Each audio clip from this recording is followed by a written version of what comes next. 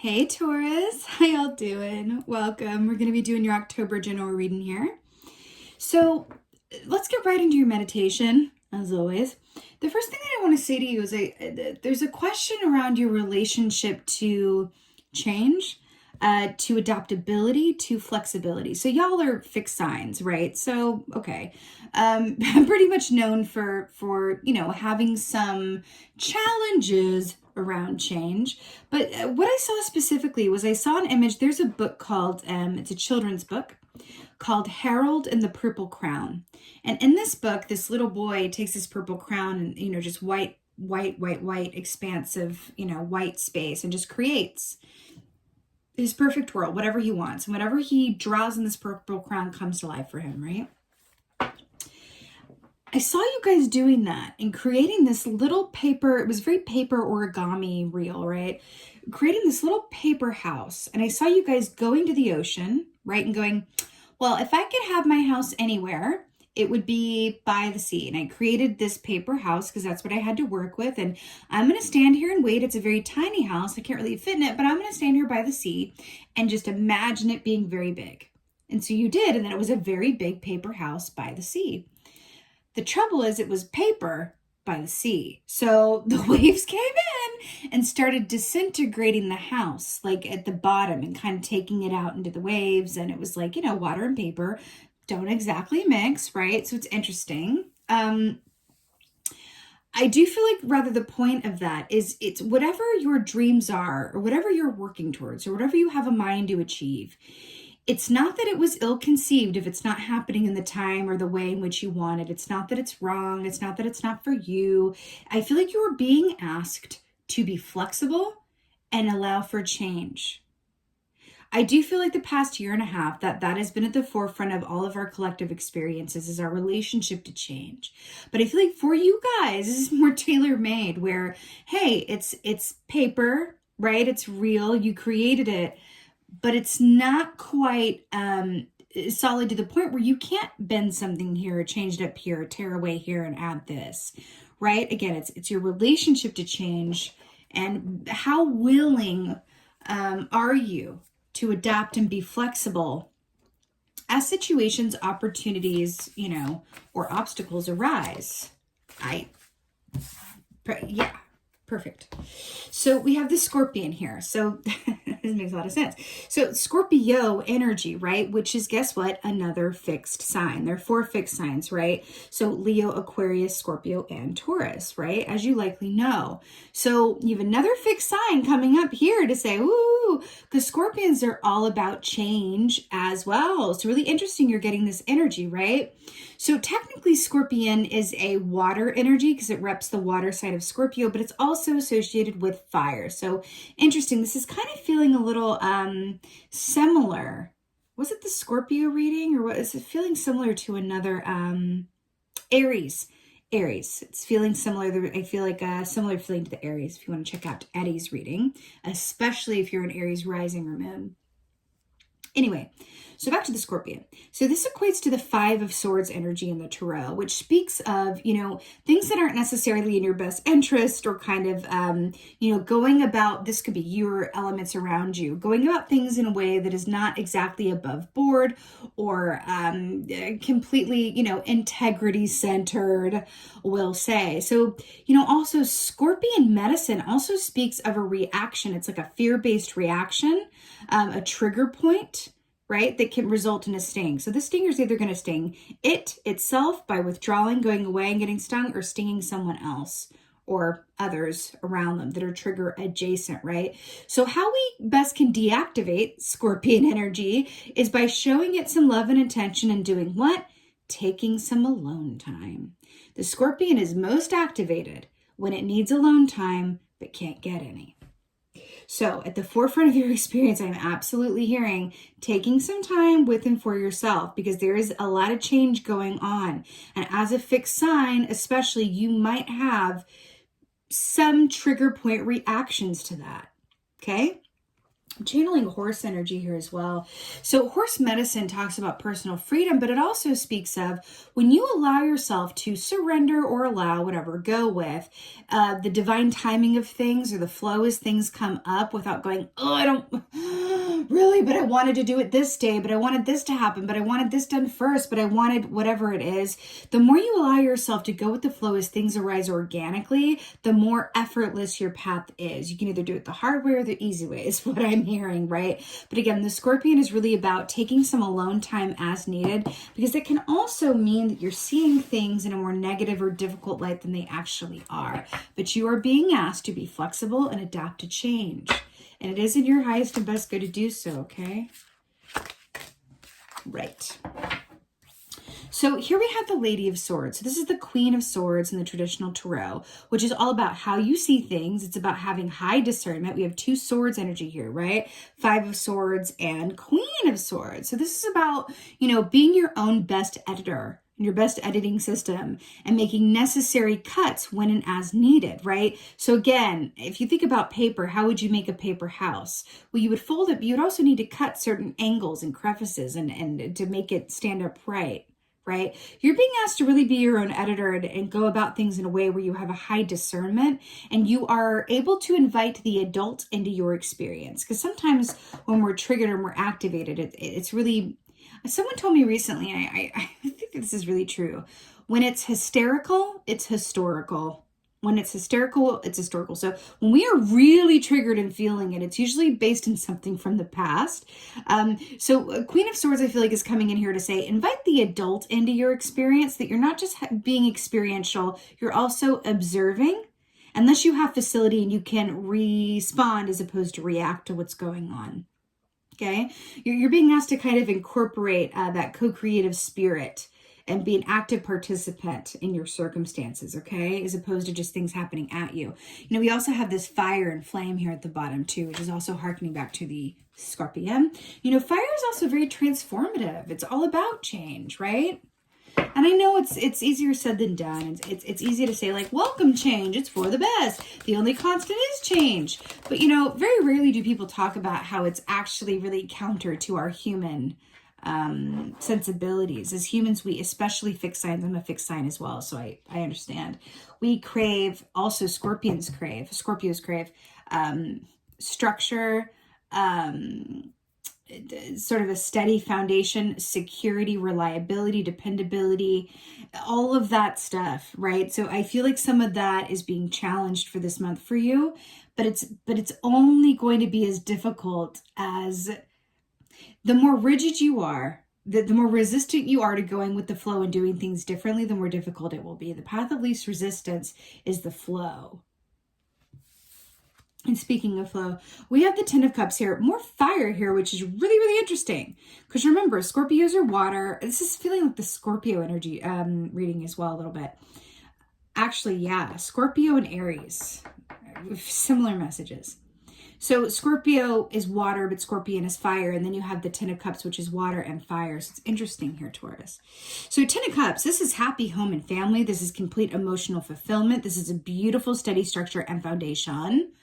So I really love this coming up for you. It's also saying that also because we have these scales here, which is about the balance as well, with that fire and water and give and take and, being willing to do things differently, adapt and change and all that good stuff as well, right?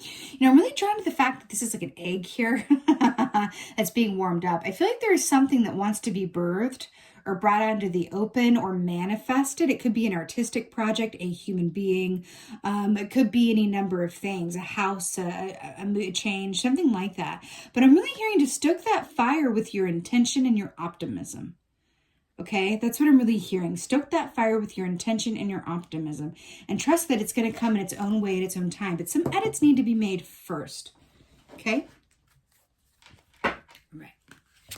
Ooh. Okay.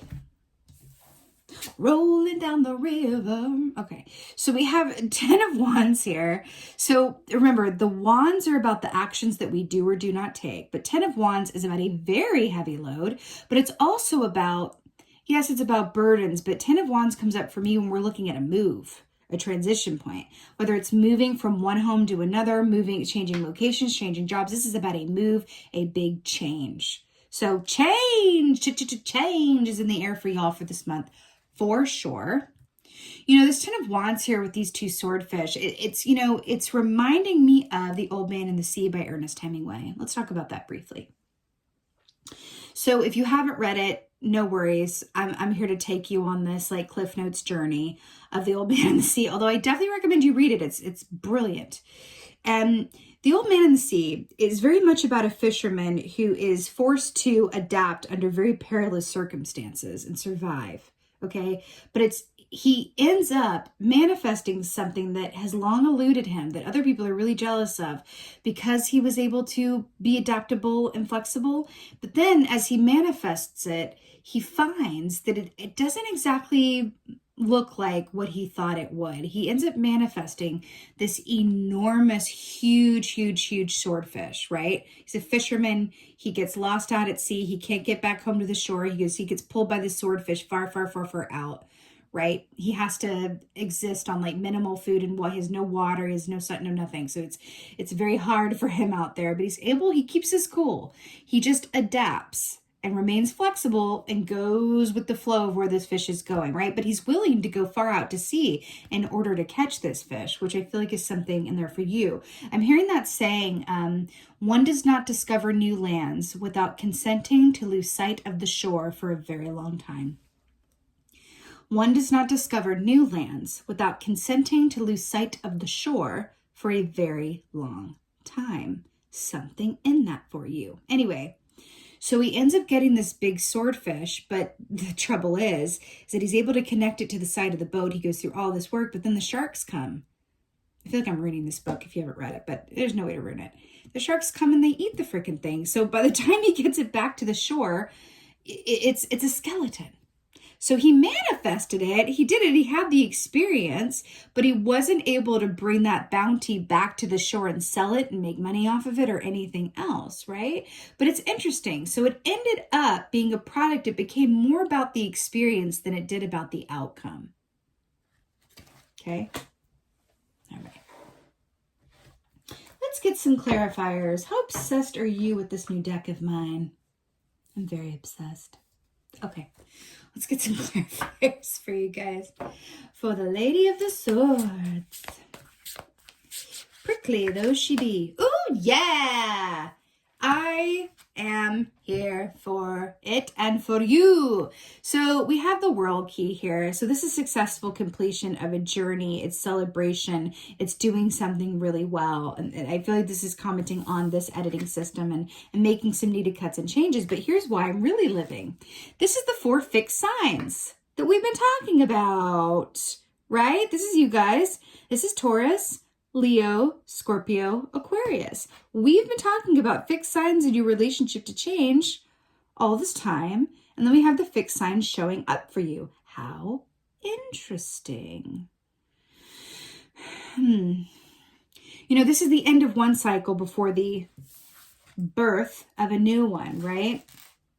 I'm hearing take what works from the past and the old ways of doing things and then leave the rest is really what I'm getting from this as well. Also, this is the green man, which is very magician energy, shaman energy, which speaks of, sending some love and healing and awareness to the shadow aspects of yourself that were hurt before, especially that are based in childhood pain and wounds, and being able to send them love and acknowledgement so that they are not subconsciously affecting your decision makings and your reaction going forward, okay?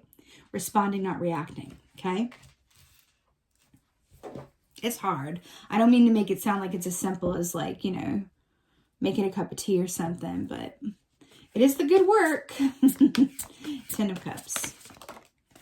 Oh, sook. We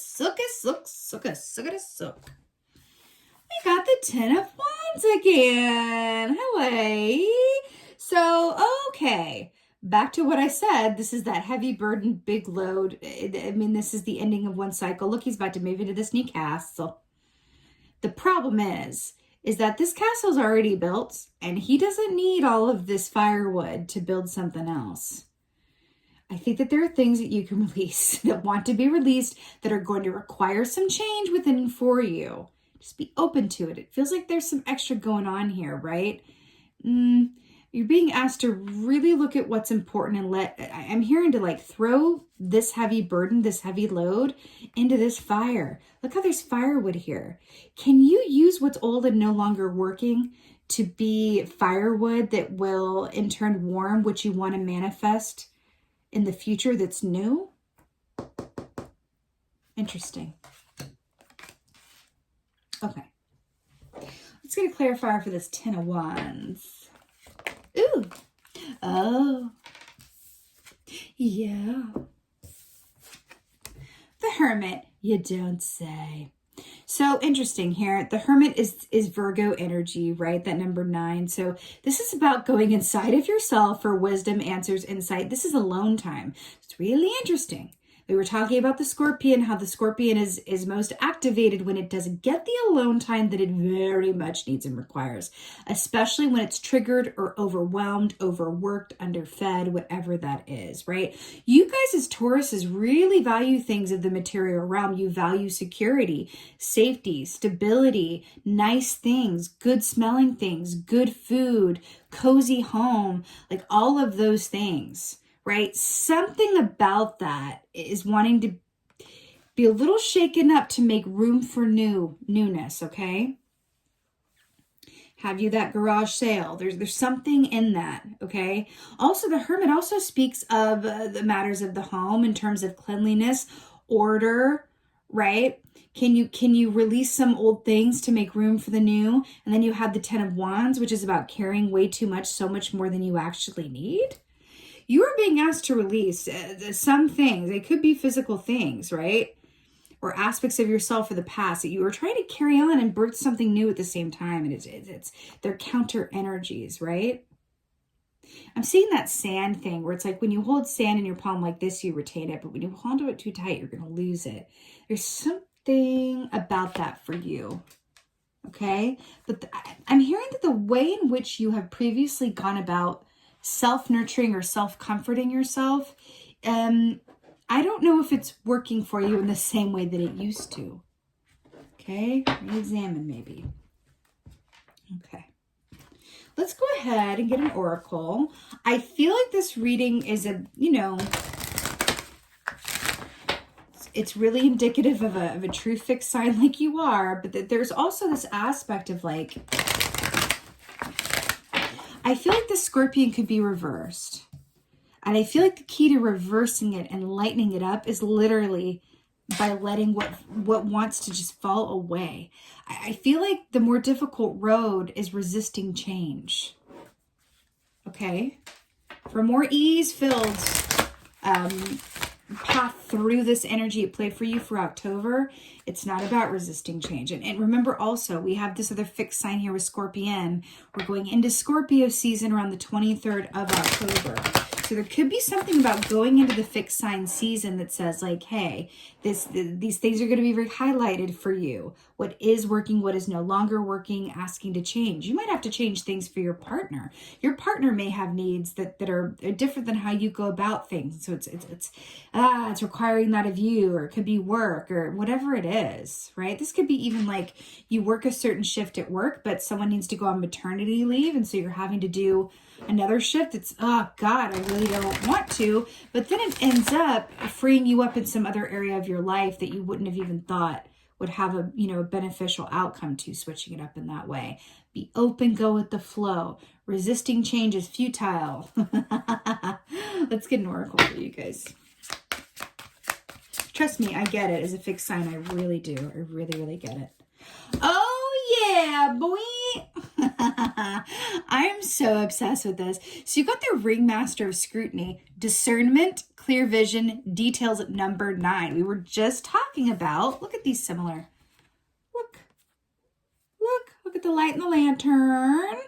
The Ringmaster of Scrutiny. So this is really brilliant. So discernment, clear vision, details, right? The mouse here says it really well as well, because that's also a 2 of Pentacles energy, the mouse is, where it's multitasking, juggling, right? So it's really interesting. You are being asked to allow yourself a clear clearly lit, well-lit pathway into yourself, your inner motives and workings, but also your environment, right? Look at all these books. Look at this fabulous library, right? We also were talking about Old Man and the Sea being a book as well. I'm really hearing that might be some beautiful tonic to read for you. It is quite short. It's not a long one, but it is really, really impactful, and I'm really channeling that for you. So the Ringmaster of Scrutiny. This is also about dotting your I's, crossing your T's, just like the Hermit energy is. This is about the details. You know, sometimes, especially in the midst of change, we can find great comfort in the familiar, but also in knowing that all of our I's are dotted, our T's are crossed, that our attention to details remains impeccable. Right? There's something about getting the house in order or having things a certain way that is actually going to help you and be a healing balm in this time of change. Because I'm going also back to that paper house by the seashore that was a beautiful house, but the material was a bit ill-conceived to put it by the sea. Right? Might have been better at another location, or perhaps not made of paper, whatever that is. But there's changes that want to happen either around the home or in your physical environment, something that will affect your day-to-day or something that is impactful for you in some way. But it is for the best. Hear me on this. It is for the best. It absolutely is. And it's on the other side of this change, right? And following this path of least resistance that is going to lead you to some really good new things, ideas, ways of living, timetables, routine, right? Something like that, okay? Yeah, it's really nice. Really, really nice, Taurus. You absolutely got this.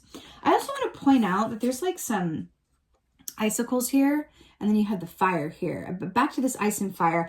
I don't do this too often, but it's really coming through. Aries and Scorpio readings. I feel like there's something in there for you, or especially if you have another Aries or Scorpio in your life. There's something that feels like these three readings are holding hands.